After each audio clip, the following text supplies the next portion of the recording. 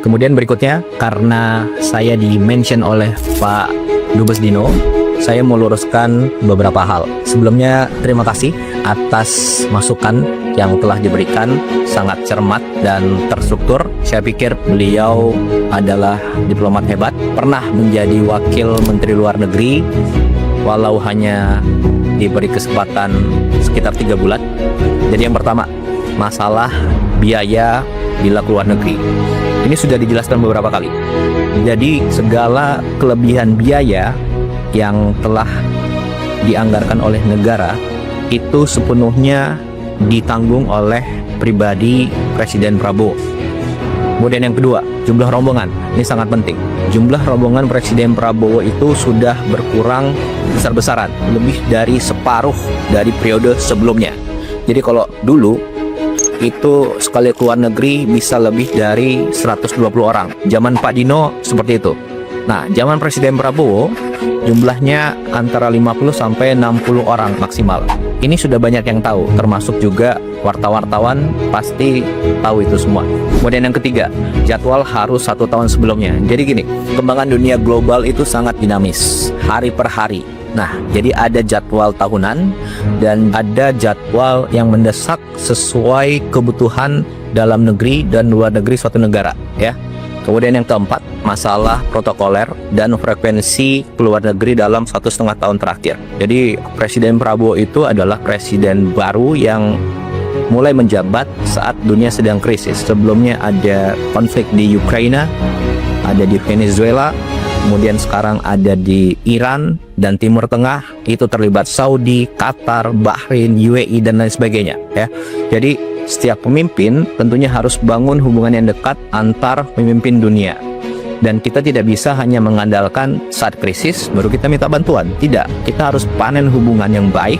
Lalu bila suatu saat ada kondisi mendesak, kita bisa minta bantuan. Dan begitu pula sebaliknya, oke? Untuk itu perlu kedekatan pribadi, kedekatan emosional antar pemimpin, baik secara langsung, diliput media, ataupun tertutup. Nah, itulah diplomasi. Jadi salah besar kalau dibilang hanya gagah-gagahan, seremonial. Jadi kita harus lihat apa yang sudah dicapai dalam 1,5 tahun terakhir ini. Yang pertama, Indonesia masuk BRICS. Manfaatnya apa? Ya sekarang ini, di tengah konflik krisis dunia, situasi negara terjamin. Stok BBM aman, harga BBM subsidi tidak naik, stok pangan aman. Kemudian yang kedua, tarif 0% di Uni Eropa. Ada 25 negara di situ. Dan ini perjanjian yang sudah diurus belasan tahun yang lalu. Tapi kapan tercapai? Ya zaman Presiden Prabowo, tepatnya tahun 2025 lalu. Kemudian yang ketiga, total investasi yang masuk dalam 1,5 tahun ini adalah sekitar 2.430 triliun. Itu data dari BKPM. Kemudian contoh konkret lagi nih. Bulan lalu Presiden Prabowo ke Jepang dan Korea, kembali langsung ada investasi sekitar 575 triliun. Kemudian yang keempat, sekarang kita punya alat pertahanan yang kuat sekarang, ya. Dan itu dari banyak sekali negara. Prancis, Amerika, Rusia, Cina, Inggris, Eropa, banyak negara. Kemudian yang kelima, program ibadah haji tahun 2025 lalu dan khususnya tahun ini itu lancar. Nyaris tidak ada kendala-kendala yang signifikan. Indonesia adalah negara satu-satunya yang punya perkampungan haji di Arab Saudi. Dan Saudi sendiri mengubah undang-undangnya agar suatu negara mempunyai lahan di situ untuk digunakan oleh jamaah haji. Kemudian yang keenam, Presiden Prabowo betul-betul berperan aktif di Palestina. Apa buktinya? Satu, kita ada drop off logistik dari udara. Sudah beberapa kali. Tidak semua negara bisa. Kenapa? Itu harus ada diplomasi dengan negara-negara yang wilayah udaranya dilewati oleh pesawat. Kemudian yang kedua, kita kirim kapal rumah sakit ke Palestina. Kemudian yang ketiga, kita menyekolahkan anak-anak Palestina di universitas di Indonesia. Sekarang mungkin sudah sampai 100 orang yang sudah sekolah di sini dan lain sebagainya. Kemudian yang ketujuh, Baru minggu lalu ada WNI yang diamankan pihak Israel di Laut Bebas, dan lewat diplomasi dari Menteri Luar Negeri dan teman-teman Kemlu selang beberapa hari kembalikan ke Indonesia. Jadi ini lewat diplomasi yang baik diberitakan maupun yang tertutup, gitu ya.